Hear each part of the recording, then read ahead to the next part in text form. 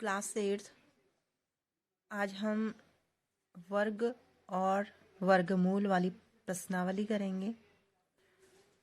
तो इस प्रश्नावली में आप पहला प्रश्न देखेंगे जिसमें कि पूछा गया है दी गई संख्याओं के बीच की पूर्ण वर्ग संख्याएं ज्ञात कीजिए।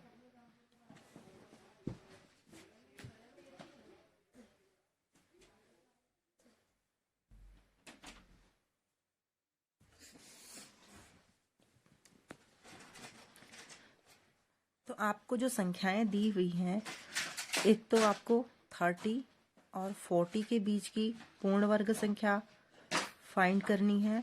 दूसरा आपको 50 और 60 के बीच की पूर्ण वर्ग संख्याएं फाइंड करनी है। तो पूर्ण वर्ग संख्या हम किसे कहते हैं, पहले हमें ये समझना पड़ेगा कि हम पूर्ण वर्ग संख्या कहते किसे हैं। तो पूर्ण वर्ग संख्या अगर आप लोग देखेंगे, जैसे 2 है, 3 है, 4 है, 5 है, 6 है, 7 है, 8 है, 9, 10, इसी तरह से आगे को भी। इनका पूर्ण वर्ग क्या होगा, अगर हम इनका स्क्वायर कर दें, स्क्वायर का मतलब होता है कि 2 को 2 से मल्टीप्लाई करेंगे तो आएगा 4, 3 को 3 से मल्टीप्लाई करेंगे तो आएगा 9, 4 को 4 से मल्टीप्लाई करेंगे 16, 5 to 5 multiply 25, and 6 multiply to 6 36, and 7 multiply to 7 49, and 8 multiply to 8 64, 9 multiply to 9 81, 10 multiply to 10 100। तो ये जो आपने देखा 4, 9, 16, 25, 36, 49, 64, 81 एंड 100, ये हैं पूर्ण वर्ग संख्याएं। अभी किस संख्या का पूर्ण वर्ग है? 4 किसका पूर्ण वर्ग है? 2 का। 9 किसका है? 3 का। 16 4 का। तो ये पूर्ण वर्ग हो गई। और आपसे पूछा है, क्वेश्चन आपसे पूछा है कि 30 और 40 के बीच की पूर्ण वर्ग संख्या बताएं।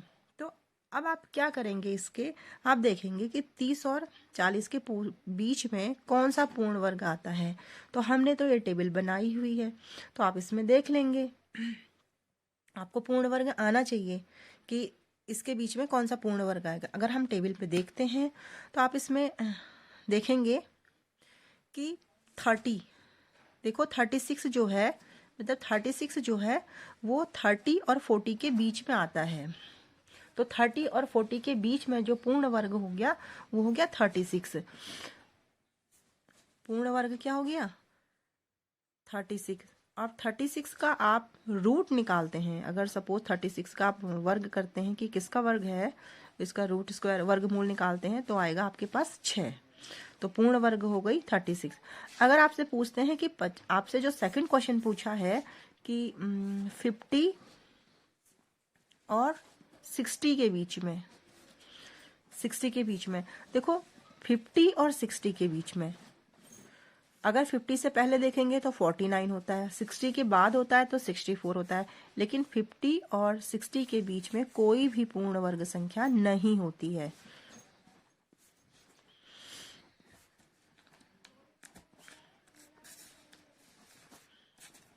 कोई भी पूर्ण वर्ग संख्या नहीं होती है। आई होप कितना आपको समझ में आ गया होगा क्लास 8।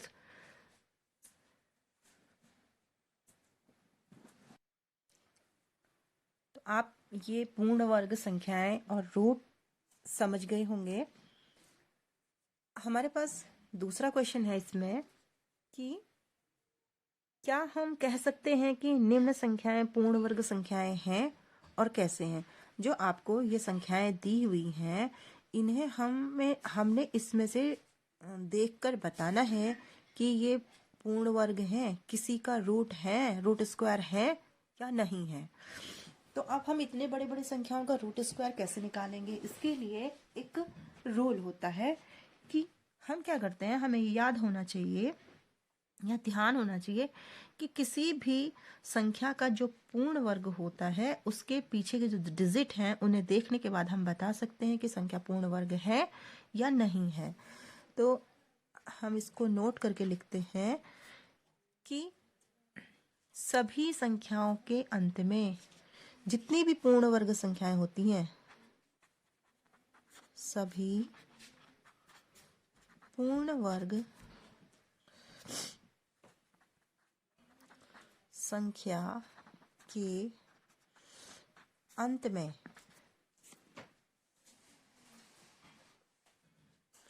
सभी पूर्ण वर्ग संख्या के अंत में क्या आता है, क्या क्या आना चाहिए? 0 अंत में, या हम इसे ये भी कह सकते हैं कि अंत कह सकते हैं, या इकाई के स्थान पर। इकाई का स्थान मतलब ये होता है, ये इकाई का स्थान है इनका, तो इकाई के स्थान भी कह सकते हैं हम इसे। इकाई के स्थान पर, इकाई के स्थान पर क्या होता है? या तो 0 होता है, या फिर 1 होता है, या फिर 4 होता है, या फिर 5 होता है, या 6 होता है, या 9 होता है।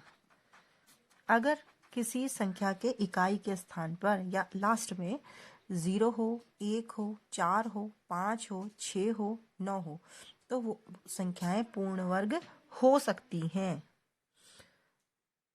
तो अब हमें जो डिजिट ऊपर दी गई हैं इसमें से हम देख लेते हैं कि उनके इकाई के स्थान पर 0, 1, 4, 5, 6, 9 में से कोई संख्या है। तो हमें जो पहली वाली संख्या दी गई है इसके जो इकाई के स्थान पर है 7, तो इसका मतलब ये पूर्ण वर्ग संख्या नहीं होगी। सेकंड जो है उसमें 3 है, तो ये भी पूर्ण वर्ग संख्या नहीं होगी। नेक्स्ट है थर्ड वन है, इसके इकाई के स्थान पर 8 है, तो ये भी पूर्ण वर्ग संख्या नहीं होगी। और फोर्थ है, फोर्थ में जो संख्या है इसमें इकाई का जो पूर्ण वर्ग स्थान है इसमें क्या है? 2 है, तो ये भी पूर्ण वर्ग संख्या नहीं हो सकती है। फिफ्थ में इकाई के स्थान पर 9 है, तो ये पूर्ण वर्ग संख्या हो सकती है। नेक्स्ट, ये इसके इकाई के स्थान पर 1 है, तो ये भी पूर्ण वर्ग संख्या हो सकती है। इसका मतलब लास्ट 5th और 6 जो है पूर्ण वर्ग संख्या हो सकती है। अब आप बोलोगे कैसे? भाई ये देखो, आपको मैंने थोड़ी देर पहले लिखवाया था, आप ये देखेंगे हमने पूर्ण वर्ग बनाए थे, थोड़ी देर पहले हमने पूर्ण वर्ग बनाए थे। देखो 4, 9, अगर आप यहाँ पे देखेंगे तो यहाँ पे 6 है, इसका इकाई का अंक देखिए 6, 5, 6, 9, देखो 4, 9, 6, 5। फिर देखेंगे 6, 9, 4, 1 और 0, है ना। तो इसी नियम के आधार पर हमने इसमें से इकाई के अंक ढूंढे हैं। ठीक है, तो इतना शायद आपको समझ में आया होगा।